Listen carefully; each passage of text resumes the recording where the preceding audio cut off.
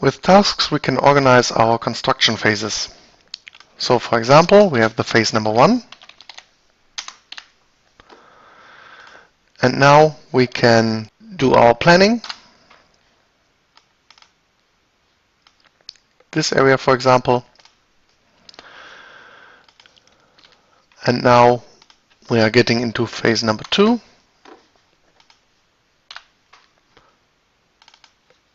For this area.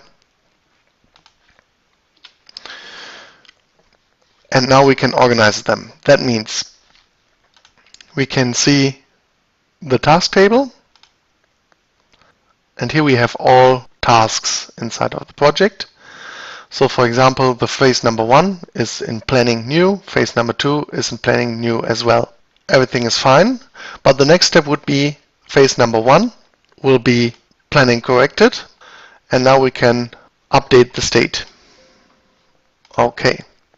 And now we can switch on the status colors, and here we can see the status green, which is planning corrected, and the status red, which is just planning new. And when we finished with the phase number 2, we can go back to the task table, phase number 2,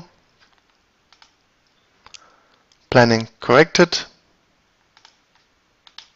update the state, okay, and now we can see it's green as well.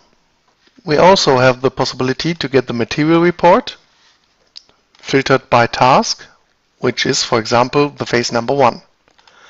And now we get the billing of material only for the construction phase 1.